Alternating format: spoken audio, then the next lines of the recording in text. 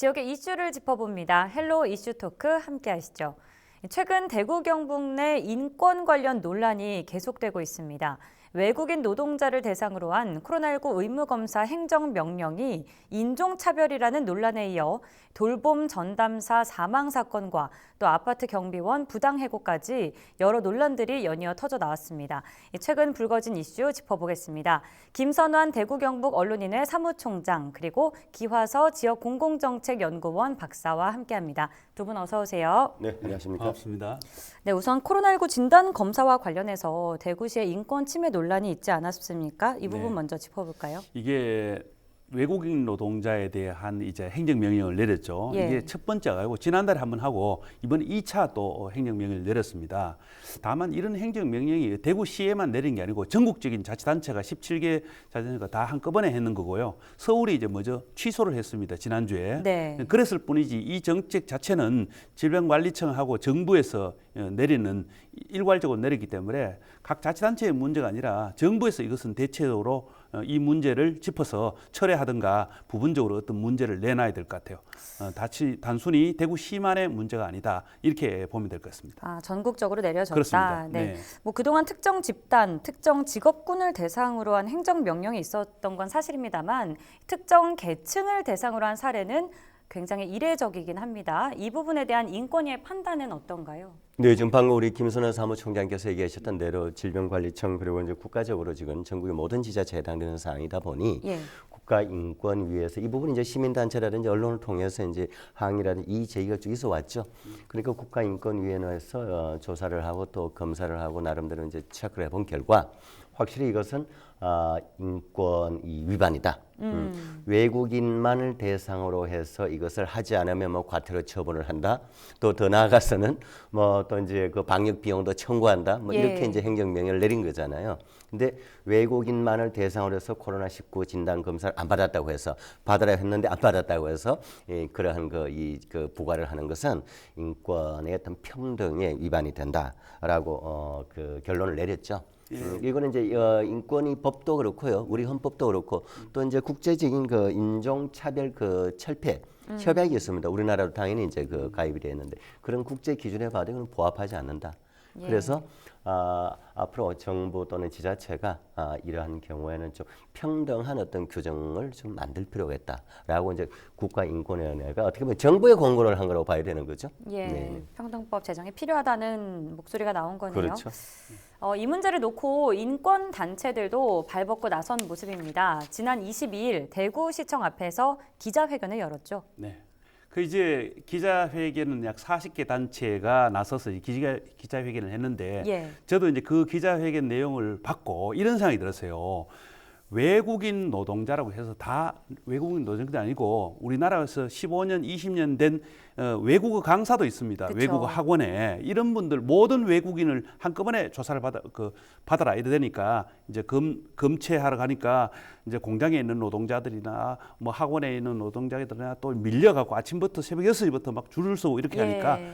이 방법론에 문제가 있는 거죠, 사실상. 그쵸. 거기에 예. 대해서는 불만. 또 그러고 이제 올해 우리나라에서 살던 어떤 그런 외국인들은 왜 갑자기 외국인이라고 해서 모든 사람들을 다 같이 그렇게 하느냐. 또 그러고도 또 정부에서 이 과태료를 매기는데 기업에 외국인들을 많이 사용하는 근로자들을 갖고 있는 기업, 산업체 근로자 이런 데서 만약에 그런 검사를 받지 않으면 과태료 300만 원을 물도록 한다.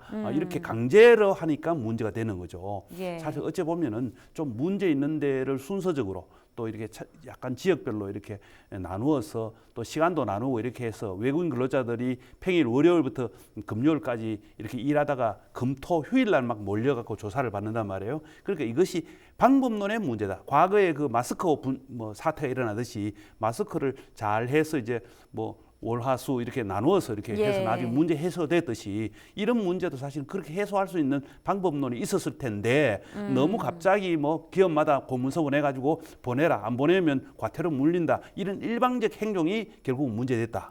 이래서 그 외국 노동자에 대한 차별 문제, 인권의 문제, 왜 우리를 이렇게 갑자기 모든 사람들 다 받도록 하느냐 이런 문제가 생겼다. 그렇죠, 그렇게 보고 있습니다. 예. 외국인 노동자라고 해서 모두 일괄적으로 검사를 받게 하는 방법론에 문제가 있다라고 정리를 해주셨습니다.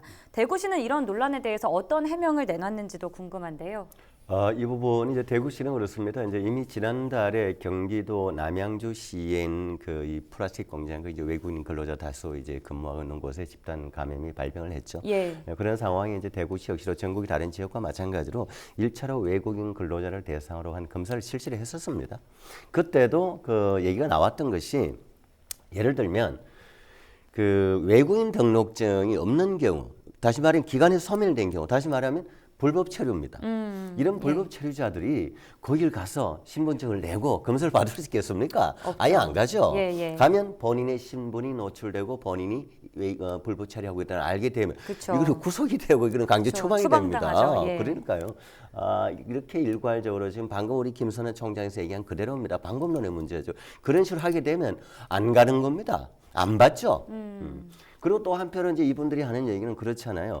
아니 동일한 공장 내에서 한국인도 있고 외국인도 있는데 꼭 받으면 같이 받아야지 왜 우리 외국인만 그러느냐 이런 얘기 충분히 있을 수 있는 거죠. 근데 대구시에서는 어쨌든 좀 더 효율적인 검사를 하기 위해서 조금 이제 강제적인 행정 명령을 내렸다. 뭐 이런 정도의 그 반응은 보였습니다. 예, 뭐 인권위에서도 문제 소지가 있다고 판단한 만큼 대구시에서 방역 상황과 논란 소지를 잘 판단해서 결정해야 할 것으로 보입니다. 또 대구에서 계속해서 인권 문제가 터져 나왔습니다. 그중 하나가 돌봄 전담사 사망 사건 아니겠습니까? 네. 어떻게 보시나요? 그렇죠. 지난 15일 날 돌봄 전담사 한 명이 집에서 이렇게 사망을 한 채 발견이 됐습니다. 예. 그때는 이제 출근할 때는 아니고요. 이 돌봄사가 이제 신학기를 맞아서 다른 어떤 학교에 있다가 이 학교로 전근을 온 거예요. 전근 와서 사실 근무는 지난 3월 3일, 4일, 8일 이렇게 3일 받고 근무하지 않았습니다. 예. 그리고 이제 병가를 내서 일주일 동안에 병가를 내서 이제 집에 있다가 사망을 했는 사건이고요. 이래서 이제 병원에 가니까 이 그 교육 노조가 아니고 민주노총에 공공노조가 있습니다. 공공노조에서 이 문제 있다, 너무 과로사한 거 아닌가 이렇게 생각이 되는 거죠. 이게 그런데 일부 학교의 이야기인지 아니면 대구 학교 전체의 이야기인지도 궁금하고요. 또 대구시 교육청의 입장이 뭔지도 들어봐야 할 것 같아요. 그 먼저 교육청은 그 예를 들어서 이 돌봄 전담사가 2개 학급 정도를 동시에 이제 관리를 하더라도 예. 한 학급을 본인이 관리하고 있을 때 다른 한 학급은 이제 돌봄 전담사도 이제 그 종류가 좀 있습니다. 그쵸. 뭐 특기적성 강사를 하는 사람이 있고, 근데 이런 분들이 어느 한 학급을 맡아주면 된다. 큰 문제 없다라고 이제 그 대구시 교육청은 이제 뭐 해명 또는 이제 항변을 하는 것이죠. 예. 꼭 이 문제 때문에 그런 건 아니다라고 이것만 이제 때문만은 때문에 그런 건 아니다. 아니다라고 이해하죠. 방금 이제 좀 구체적으로 얘기를 해주셨는데, 근데 과정은 좀 더 짚어봐야 될 것 같고, 어쨌든 이러나 저러나 지금 더구나 코로나 이 시기에 정말 이 돌봄이 더욱더 필요한 상황이거든요. 그러다 보니 돌봄 전담사 이 방과 후에 돌봄 전담사의 업무 과로 또 그 업무가 또 굉장히 또 그건 짜여진 시간대에 다 이루어져야 되는 겁니다. 예. 그렇다 행정 서류를 해도 또 보고해야 되고 그 누락이 있으면 또 안 되니까 이런 부분들에 대해서 돌봄 전담사들의 어떤 그 스트레스는 분명히 있을 것이다. 라는 생각을 하게 되고 이번 기회를 이 반추해서 제도적인 보완을 좀 해야 되지 않겠나 싶은 생각을 합니다. 예. 맞습니다. 뭐 이 한 사례를 보고 뭐 이게 과로사였다 아니다를 따지는 것보다 이제는 이런 문제를 개인의 문제로 치부해서는 안 되는 것 같습니다. 인권 감수성을 갖춰야 한다는 목소리가 높아지고 있는데요. 당장 재발 방지 대책부터 마련해야 할 것으로 보이는데 좀 어떻게 마련이 되고 있나요? 조금 전에 우리 기 교수님이 거기에 대해서 이제 전체 포괄적이냐 아니면 개별적이냐 하는 예. 이런 문제를 들고 나는데 사실은 모든 초등학교에 다 돌봄 전담 교실이 있습니다. 이 54세 여성인 이분은 여성이 혼자 살고 있는데 이 학교에 전근하는 지도 한 보름밖에 되지 않습니다. 이 학교에 새로운 학교였는데 이 학교 와서 그 노동으로 인해서 과로사했다라고 하는 그런 주장은 조금 저는 현장 취재를 해보니까 조금 다른 것 같아요. 짧은 그렇죠. 기간이니까요. 이분의 경우 같으면 이 돌봄 전담사 돌봄 기간이 보통 오후 1시부터 저녁 6시까지입니다. 예. 그리고 시간은 6시간 근무하지만 실질적으로 아이들이 있는 시간은 4시간에서 5시간밖에 되지 않습니다. 그리고 이제 돌봄 교사도 있고 돌봄 전담사도 2명이 돌아가면서 하고 예. 그다음에 또 강사들이 있어서 뭐 음악이라든가 미술 예능을 이렇게 가르치고 하기 때문에 혼자서 뭐 2반을 다 맡아 했다. 이거는 거의 현상하고는 좀 얘기가 달라요. 그래서 서로 이제 역할은 담당되고 있는데 저는 그분이 좀 지병이 있거나 어떤 기저질환이 있었기 때문에 그렇지 않겠나. 그래서 좀 더 이제 이분에 대한 어떤 병원이라든가 사후에 왜 됐는지에 대한 어떤 그런 부검이라든가 이런 거 자세히 해봐야 결과가 나올 것 같고, 다만 이제 대구 전체의 초등학교에 이 돌봄 교실이 있는 것은 맞벌이하는 가정이라든가 어려운 가정에 그 일손을 들어주기 위해서 초등학교에서 1학년, 2학년, 3학년을 대상해서 주로 오전에 이제 수업이 끝나면 오후반에 이제 운영하는 거거든요. 예. 이런 운영이 과연 초등학교에서 그 교육 학교의 이런 돌봄 보육 과정이 과연 그 계속 학교 교사들이 책임을 져야 하는가, 이런 근본적인 문제가 조금 있는 것 같아요. 네. 예. 왜냐하면 밖에서는 어린이집이라든가 또 유치원이 있는데 학교에서 초등학생들까지 이렇게 해야 되느냐. 또 이 대상이 초등학교 1학년, 2학년, 3학년의 대상이거든요. 그럼 4, 5, 6학년은 그러면 오후에 맞벌이 가정이 없느냐 하는 이런 문제 있는 거죠. 그래서 이런 거는 이제 근본적으로 이런 걸 검토하고 업무 영역을 나누면, 예를 들어서 식사 배정하는 뭐 담당하는 우리 선생님들이 점심만 와서 아침부터 하잖아요. 그것처럼 이분들도 오후에 와서 한나절 동안 하는 거니까 이런 문제를 잘 따져서 배치한다든가 학교마다 어떤 문제점을 해소하면 크게 문제 없이 나는 해소되리라 생각합니다. 예, 이번 사안은 사실 확인을 잘 해볼 필요가 있는 문제고 이 돌봄의 그런 전반적인 시스템을 좀 근본적으로 들여다볼 필요가 있다는 말씀 그렇습니다. 해주셨습니다. 네. 또 한편 최근 대구에서는요, 아파트 경비원 부당 해고와 관련해서도 논란이 발생했습니다. 어떤 문제가 있었는지 짚어주실까요? 이분도 그 경비원 본인으로 봐서는 대단히 부당하게 계약 해제가 됐다. 보통 이제 아파트에 경비하시는 분들은 이제 용역 회사를 통해서 이 파견 근무로 오는 경우가 예. 거의 뭐 99%입니다. 예. 그러니까 이제 주로 이제 그 용역 회사 소속이고 1년 단위로 근로 계약이 되어 있어요. 근데 이런 분의 경우는 어쨌든 이제 해지가 됐다. 나는 이건 부당하다 해서 이제 노동부에 이제 진정을 했는 사건인데, 그 내용을 들여다보면 우리가 전부 한번 우리가 이 지역 사회 또 뭐 국가적으로 좀 봐야 되겠는데, 어떤 일이냐면 이 본인이 주장하기는 자기는 그 보통 경비원들이 아파트에서 음식물 뭐 쓰레기라든지 뭐 이런 것 전부 다 또 이렇게 분리수거도 좀 지원하고 경비 외에 일을 하잖아요. 그리고 뭐 아파트 주정차 관리도 예, 하고 예. 이런 일을 하는데 본인이 열심히 해왔다. 시킨 대로 다 했다. 그런데 최근에 한 2가지 건이 이제 본인도 힘들었지만 그로 인해서 주민들 사이에 말썽이 생기다 보니 자기는 잘렸다 생각하는 거예요. 그 이제 사례가 뭐냐면 이런 거죠. 어느 날 아파트 이제 그 입구에 차가 들어오는데 자기 아파트 자기가 관리하는 아파트 주민이 아닌 사람이 전기차를 몰고 들어온 거예요. 외부 차량이 외부 차량인데 네. 저기 전기 충전을 급하게 좀 해야 되겠다. 그러니까 아니 우리 아파트 주민 차량이 아니 안 된다. 그리고 막아선 상황에 또 뒤에 다른 차들이 들어오니까 네. 어쩔 수 없이 통과를 통과를 시킨 거죠. 그걸로 인해서 주민들이 왜 다른 차량을 넣었느냐. 그다음 또 하나 이분이 이제 얘기하는 것 중에 하나가 어떤 주민이 이 쓰레기를 무단 투기, 뭐 분리도 하지 않았다든지 이런 거 있었겠죠. 그래서 그걸 발견을 하고 그 주민한테 사실을 이제 뭐 얘기를 했겠죠. 잘못된 점을 네, 잘못됐다고 지적을 이렇게 하면 안 된다. 얘기를 했겠죠. 뭐 당연히 그 본인 할 일 그쵸? 아닙니까? 예. 그런데 이제 그 주민이 이제 뭐 기분 나쁘다, 자존심 상했다, 불만이다 이런 걸로 자꾸 민원이 제기되니까 이제 이 사람을 계약 해지를 한 거다. 본인이 계약 해지 당했다. 이렇게 주장을 하는 거죠. 근데 이러한 상황들 어쨌든 이것 또한 이제 앞뒤 과정을 좀 더 봐야 되겠지만 그쵸. 이 경비원의 얘기가 100% 맞는 사실이라면 이것 또한 갑질이죠. 그렇죠. 그러면요. 맞다면 어떻게 보면 또 이분들도 또한 그곳이 자기들 직장입니다. 그럼 직장 내 괴롭힘이 되는 거죠. 그래서 이런 부분들을 이제 해소하고자 전국적으로 이제 사회적으로 최근에 아파트 관리 규약을 전부 다 바꿨습니다.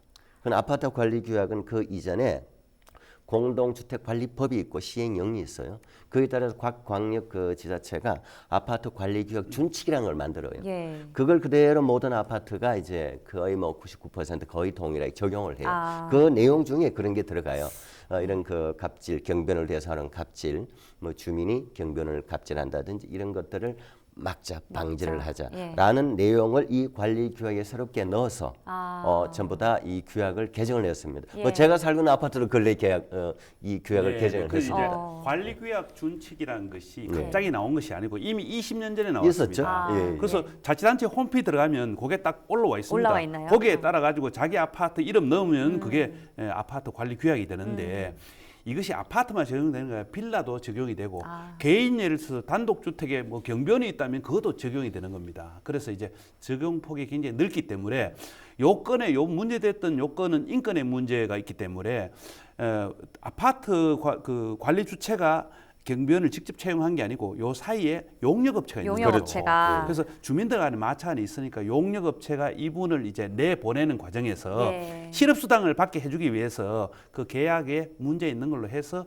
내보내줘요. 아. 왜 실업수당을 받는데 멀쩡하게 한다든가 자기 스스로 면직당은 이런 거는 실업수당을 받을 수 대상이 안 없거든요. 되거든요. 그렇게 하다 보니까 거기에 문제를 기저하고 또 그 용역회사에서 어쩌면 문제를 조금 야기했다. 이래 봐도 큰 문제는 없을 것 같아요. 예. 그래서 이런 채용의 문제는 지금은 다 용역업체 중간에 있기 때문에 아파트하고 이런 분쟁이 있으면 좀 입체적으로 봐야 되고 그 문제 동기가 어디 출발했느냐 이런 것도 살펴봐야 될 것 같아요. 예, 그러니까 박사님께서는 지금 경비원 측의 주장을 얘기해 주셨고요. 네. 또 우리 총장님께서는 관리 업체의 주장을 좀 덧붙여서 얘기를 해주셨습니다. 어쨌든 한편으로는 이 코로나19 장기화로 인해서 여러 곳곳에서 인권 개선이 필요하다는 목소리가 나오고 있는데요. 이 부분도 짚고 넘어가 볼까요? 저는 그 두 가지 사례를 얘기를 좀 하려고 하는데 이제 그 요양보호사라고 하는 그 제도가 지금 굉장히 사회적으로 보편화되어 있습니다. 그 혼자 살고 계신 독거노인 집에 방문을 한다든지 해서 뭐 이거 목욕을 지켜주고 여러 가지 이제 생활 지원을 해주는 요양보호사가 그 근무 강도에 비해서는 지금 너무 열악하다. 그리고 그 근무 시간 그리고 그 처우 이런 부분도 조금 제도 개선을 해야 되고 또 하나는 생활지원사라고 있습니다. 들어보셨나요? 이제 요양보호사보다는 조금 이 다른 생활지원사라고 하는 분은 이제 혼자 계시는 독거노인들 분 집에 전화도 하고 별일 없으세요 하고 요즘 고독사 이런 것도 많잖아요. 이런 분들도 있는데 생활지원사 역시도 뭐 한 15명 전후 일주일에 관리를 해야 되는데 그 방문하고 전화를 해야 돼요. 근데 한 달에 그 유류비 지자체마다 다른데 유류비 한 7만 원 정도 주고 많이 다녀야 되는 거예요. 수십 킬로로. 그리고 뭐 전화 수시로 해야 되는 통신료 지원 없고 이런 부분들도 저는 좀 제도 개선해야 되지 않느냐. 물론 예산이 문제입니다만. 예, 맞습니다. 뭐 제도 개선도 필요하고 소통도 잘 더 해야 할 것 같은데 대구 경북 내 인권 문제 마지막으로 어떻게 평가하시는지 짧게. 병원 같은 데는 사실 너무 경무에 시달린다. 예. 들어가면 보통 한 사람이 15명을 봅니다. 하루 저녁에 들어가면 대부분 요양보호사가 나이가 많습니다. 50대, 60대, 70대가 또 많이 있어요. 이런 분들은 굉장히 쇠약한데 그런 강도 높은 노동을 통해서 오히려 그분들이 쓰러지는 경우도 가끔 드러나고 있습니다. 이래서 사실상 이 관공서에서는 관공서 하는 일도 중요하지만은 이런 병원이나 이런 것을 살펴보고 제대로 근무 시간을 지키는지 또 인권도 보호되고 있는지 이런 것도 살펴서 사회가 이런 분들도 사실은 오히려 보호받아야 될 분이 요양보호사를 하는 경우 많이 있다. 그러니까 생활이 어렵다는 거죠. 그렇게 보면 좀 문제 해결할 수 있을 것 생각합니다. 네, 정말 사회 전반에 인권 문제가 만연해 있는 것 같습니다. 우리 박사님도 끝으로 의견 덧붙여 주실까요? 네, 저는 아주 짧게 그 아까 외국인 근로자 관련된 인권 부분 조금 그 첨언을 하면 예. 우리나라도 이미 노무현 정부에서 이미 다민족 국가로 선언을 했습니다. 예. 지금 외국인 들어와 있는 숫자 200만이 넘어요. 그러면 우리가 이런 외국인 부분도 우리 공동체 이웃이다라고 접근을 하면 저는 이런 문제도 이런 인권의 문제도 조금은 좀 줄어들지 않을까 그렇게 생각을 합니다. 네. 알겠습니다. 두 분 의견 여기까지 듣겠습니다. 지금까지 대구 경북 인권 관련 논란 짚어봤습니다. 헬로 이슈 토크 마칩니다. 여러분 고맙습니다.